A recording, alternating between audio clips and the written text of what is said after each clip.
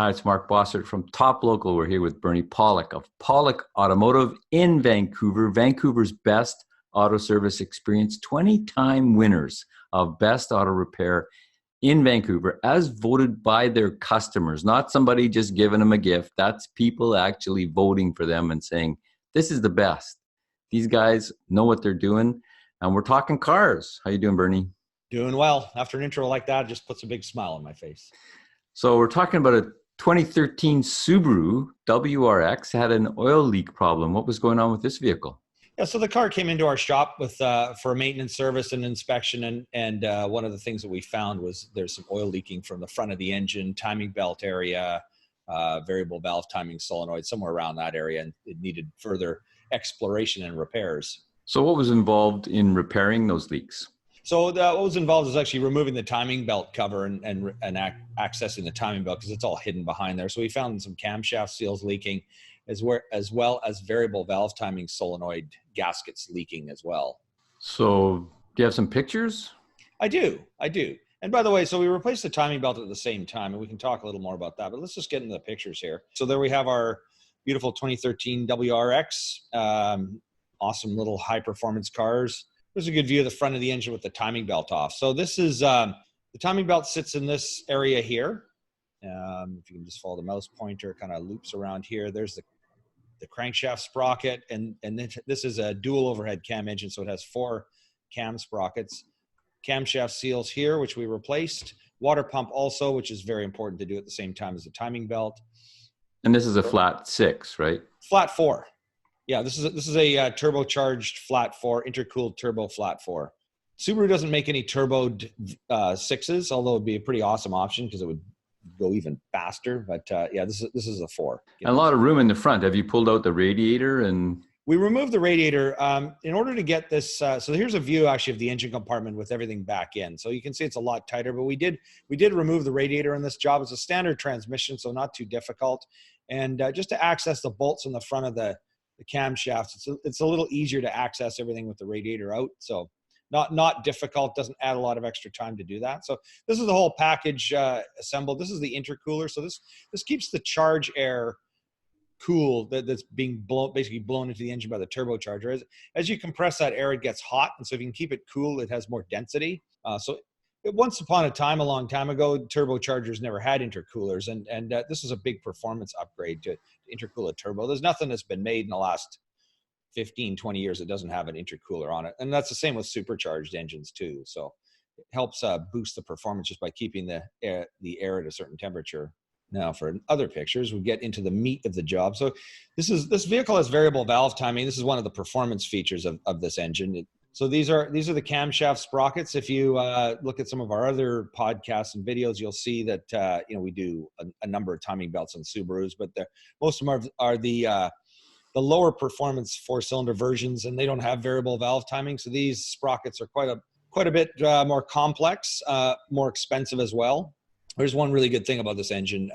Most vehicles with variable valve timing, you have to have special tools to lock the camshafts in place, and this engine, you don't. These actually have pins that locate the cam sprockets on the engine, which is a fantastic feature because you can just put the cam sprocket on, just line the timing belt marks up, and away it goes. Whereas on most other engines, you have to remove the valve cover, you have to lock the camshafts in a certain position, buy specialty tools to do it, and then bolt everything up while everything's locked into position. So Subaru has made this job reasonably, I won't say easy to do, but reasonably easy to do. So it's kind of nice, refreshing treat, less complicated of a job. This is the variable valve timing solenoid, and this is the gasket, and this is one of the items that was leaking. So these solenoids control oil flow to the variable valve timing, the cam gears, and again, it gets electrical signal. The engine has oil pressure, changes the oil flow through the cam, and that changes the valve timing. We talk about maintenance on cars, modern cars. This is why it's critical to change your oil at regular intervals. Any sludge, you can see they're very small holes. Any sludge that builds up in these will cause a malfunction of this system. So, or low oil level for that matter too. So critical to change your oil at the required interval.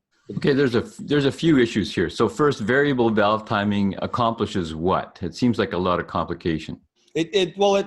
opening the valves of the engine, the intake and exhaust valves, there's a certain optimum time to open them, but it's different at idle than it is when you've got the engine revving at 6,000 RPMs or halfway in between.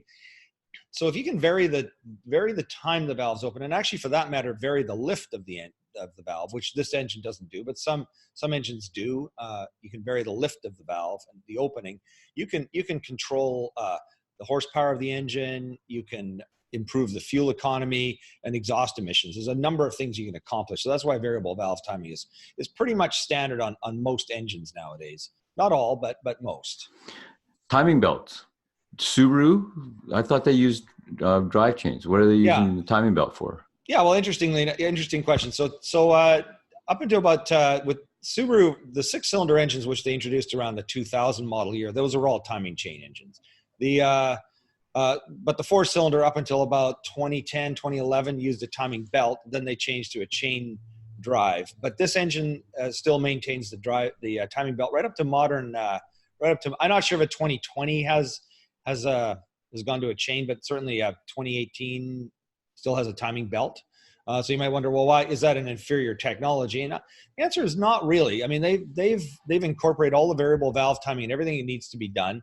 The disadvantage with a timing belt is that there is a set interval where you must replace it because it will break. And with a timing chain, it's theoretically supposed to last the life of the engine, but timing chains are very complex. There's a lot of pieces to them, tensioners to keep them tight, and things that wear out. And we've done, podcasts on Range Rovers where, a number of them, this is a problem with that engine. 100,000 kilometers, the timing chains are rattling, and you're faced with a in Canada, $6,000-7,000 bill to do the replacement. So that's a lot of money for something that, like a timing belt job can be anywhere from $1,000 to $2,000 depending on the car if you do it complete.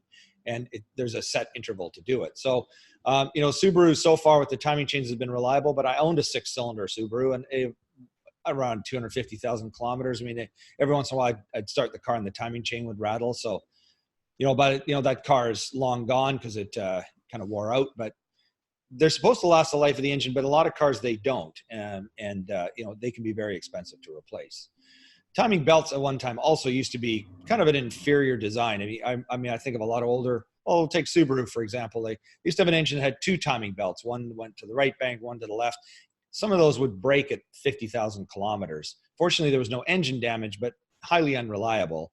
And, you'd be lucky to get 100,000 kilometers out of them. And there are many other cars, in the 80s and 90s that were like that. You go like, in the 1970s, when timing belts started coming out, I mean, they didn't last very long either, but they've made them very robust. They last a long time. 150, 200,000 kilometers is not abnormal for a timing belt. So do these WRX motors have the same head gasket issues on the older ones that other Subaru 4-cylinder engines have?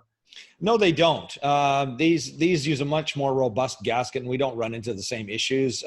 It's pretty rare. I mean, over the years, the dual overhead cam engine is not just a WRX engine. They did put them in some of the other Forester models. We do the odd head gasket in those, but pretty rare, and never done one on a WRX yet. So they're pretty robust. They're much better designed, much better built.